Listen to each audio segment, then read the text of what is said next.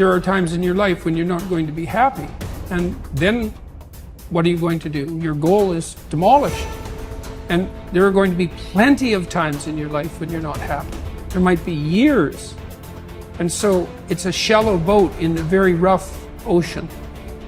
Without a plan, you're gonna stay right where you are. It's time for you to make a move. Write the rules. Be your own director. Take the power. So what's your plan? How are you willing to change? What is it that you're gonna do to make a difference? Make today different than it was yesterday? What actions are you willing to take? The least we can do is consider what we've done and individually, collectively do the best we can to try and turn this thing around. I blame no one. I look in the mirror. On the other side of it, what an opportunity we have, because tomorrow's the first day of the rest of our lives. So what an opportunity we have. For far too long, you've allowed the volume of your past misfortunes, your past setbacks, and your past failures to play way too loudly in your speaker of life. I need you to turn down your past failures and make room to turn up your future success. You have got to change the way you think. It is the whole determining factor of where you go in life. We are all where we are today because we thought ourselves to this position. If you don't like the position, think yourself out of it. You know what passion is? Passion is an emotion. It's an emotion without an action. Passion will get you nowhere. Inner drive will get you nowhere unless you act on it. You have to act on your passion. You have to act on your inner drive. Don't let those feelings stay inside of you. You got to know what to do with them. You got to know how to make them work in order to get what you want. Don't keep it inside. And so embrace the fact that you're going to have to sacrifice and suffer to some extent. Once you've embraced that it's going to happen, it's almost not that bad. Push yourself, get it done, make it happen. Stop looking for external motivation and start building that fire inside of you. Start adding more logs, more petrol to those flames every single day. And when that thing tells you to quit, you look at it in his eye and say, I ain't going nowhere. I will break you before you break me. You will not defeat me. You will not destroy me. You owe it to yourself to feel the pride of knowing you made your life. You didn't get lucky. You worked for it. You sacrificed. When it was hard, you pushed harder. We try so hard in our lives to fit in. We try to fit into certain groups, certain frats, certain sororities, among certain friends. Yet the people we idolize are the ones that stand out. But when you're prepared, there is no fear. There is no fear of failure, okay? Because even if you've walked out of something and you feel like you failed at it, your preparation is so strong that you're gonna take that failure and turn it into the outcome you desire. And most people stop at failure, okay? We've all failed at things. I'm gonna continue to fail at stuff, right? It's the most powerful tool you can use, but it all depends on how you use it. We talk about it in Relentless, okay? A scalpel, okay? In the hands of an individual, it can do unbelievable damage. In the hands of a professional, of a doctor, it saves lives. So it's the same thing with failure. It's how you use it. It's that drive inside of you, okay? It's what we talk about, the dark side. The dark side is filled with failure, but it's the fuel that burns you like something that's never burned inside you before. Fully mature people accept that their actions have consequences. A fully functioning adult knows that he or she can choose an action, but once the action is taken, both predictable and unpredictable consequences will follow. The true adult accepts that for every cause there will be an effect. For every action, there will be a reaction. You can choose the action before you act, but you cannot choose or control the consequence or reaction afterward. Intelligent adults are very careful about the thoughts they think and the actions that they take. They do not fool themselves or engage in self-delusion.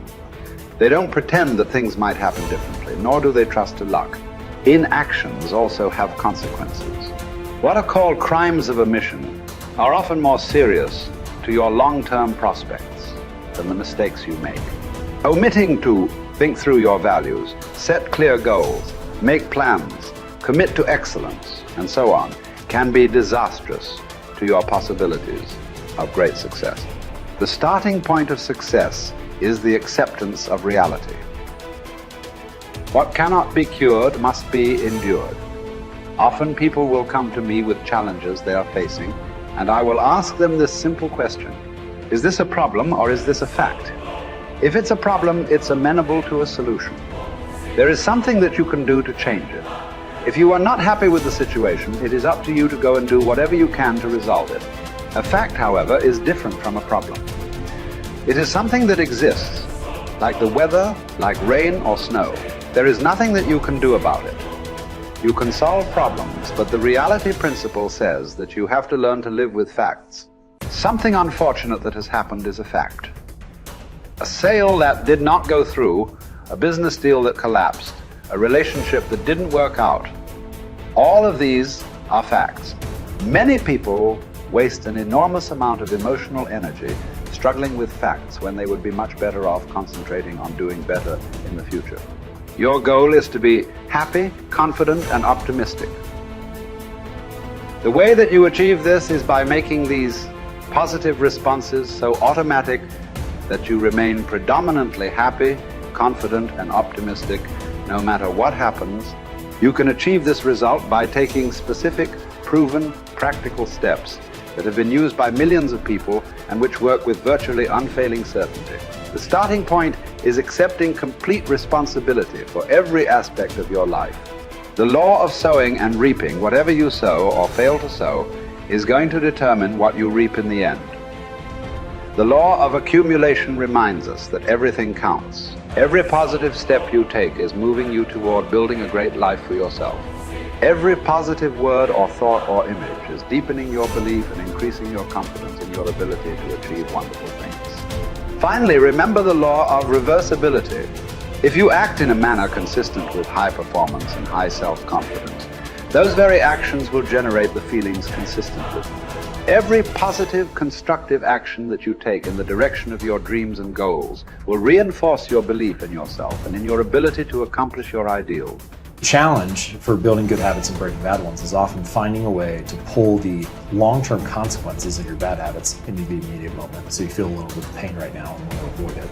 And the long-term rewards of your good habits into the immediate moment so that you have a reason to repeat it again in the future. Each behavior casts a vote for the type of person that you want to become. And if you cast enough votes for that type of identity, you start to believe that about yourself, right? Like if you go to church for 20 years, you believe that you're religious. You study Spanish every Tuesday for 30 minutes, you believe that you are studious. So in that way, your habits provide evidence of your desired identity. And I think that that is probably the ultimate reason that habits are so important. It's true, like habits can help you earn more money or be more productive or lose weight. And all that stuff is great. But in addition to the external results that habits provide, they also shape your sense of self. They are the engine or the avenue through which you learn to believe things about yourself. You have to have just one thing in mind: keeping on track, closing out all the noise and the clutter that gets in your way. You've got to identify your target. Let nothing stand in your way. You've got to keep your eye on the target until you've released the arrow. Let nothing capture your attention unless it's in the best interest of your ambition. If you don't keep your mind on what you're doing, if you don't keep focused on the task at hand, it could slip right on by you. Wherever you are, be there. Whatever you're supposed to be doing for the moment, do it.